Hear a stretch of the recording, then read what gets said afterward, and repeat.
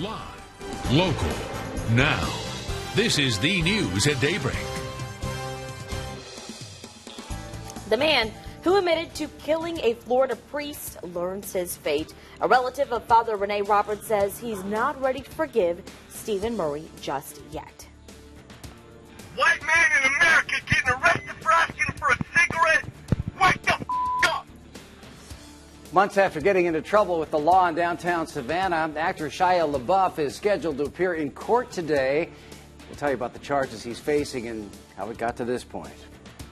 Well, breaking this morning, we are learning that a person was hit by a car on the 100 block of Johnny Mercer Boulevard. Details are limited, but police are calling this a hit and run.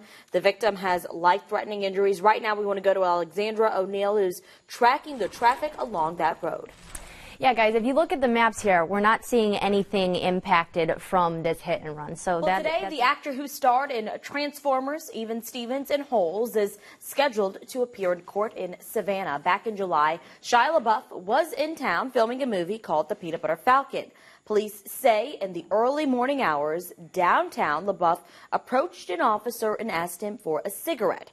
Now, when the officer said he didn't have one, LaBeouf used some vulgar language and started to get aggressive. Now, the officer tried to arrest him. That's when he ran into the lobby of the Andaz Hotel. He was eventually taken into custody, but was released after posting a $7,000 bond. Well, later that week, body cam video of LaBeouf's arrest was released, and that video shows him screaming in the back of a Metro police car, using a lot of profanities. At times, he wasn't making a whole lot of sense.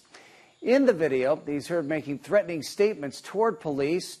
He never once identified himself as the actor we all know, but instead he told police he was a member of the military. The f*** you know about being American? I'm in the National Guard, you got me in custody, because you're a black cop thought I was asking for the wrong cigarette.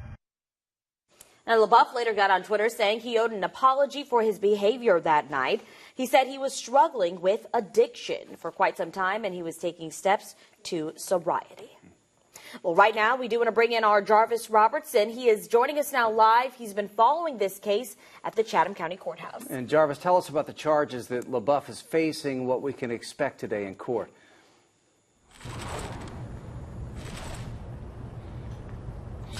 Well, Russ, fortunately for Shia LaBeouf, the charges that he's facing are only misdemeanor level. And this is all according to the Chatham County Court's documents. Now, reporting live here in downtown Savannah this morning, I'm Jarvis Robertson, WTOC News. And any information we learn from today's court proceedings will be posted on our website, WTOC.com. There you can also search for articles of what led up to this point.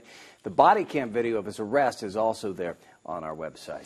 Well, two people who died after a house fire on Quaco Road have now been identified. Their names are Lauren Qualia and her 5-year-old daughter, Lily. The state fire marshal will determine the cause of the fire. Both bodies are undergoing an autopsy.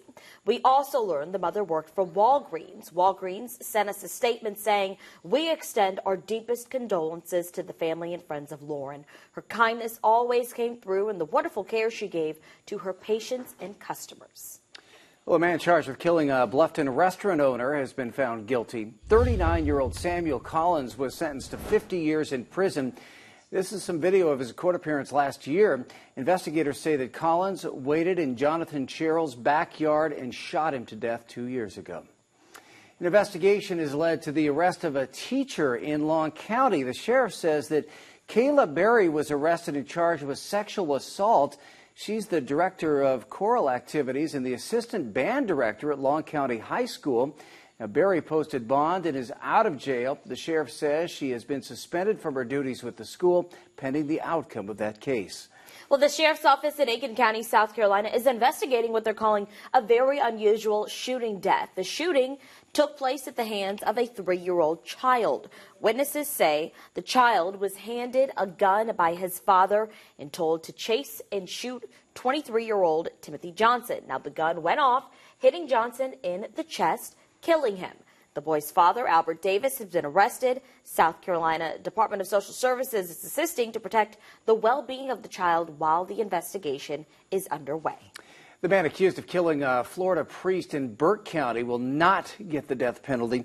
Stephen Murray admitted to murdering Father Rene Robert. Murray will be sentenced to life in prison without the chance of parole. The state asked for the death penalty, but that was taken off the table when Murray agreed to plead guilty. Robert had actually signed a declaration back in 1995 asking that his future killer be spared the death penalty. Even if Father Robert forgave, his nephew says forgiveness isn't in his heart at the moment. He's still focused on remembering an uncle who meant the world to him. He was a big-hearted, kind man who absolutely loved the Yankees. You know, I'm a Red Sox fan, so I got a problem with that. So, McAndrews also says this is the end of a long ordeal.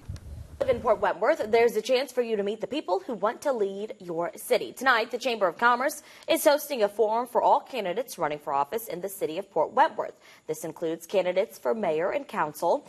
Anyone can attend the forum from 7 to 10 p.m. at the Holiday Inn Express on Highway 21. Today is the deadline for disaster unemployment assistance for those living in Camden, Chatham, Liberty, Glenn, and McIntosh counties.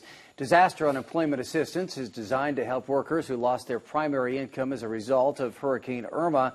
The maximum amount that people can receive is $330. Workers can apply in person at their local Georgia Department of Labor office or through the department's website. And happening today, the Beaufort County Sheriff's Office and emergency officials will be taking part in the world's largest earthquake drill. The Great Shakeout includes schools, businesses, and individuals. The drill is at 10:19 a.m. It's a good idea to have a plan in place.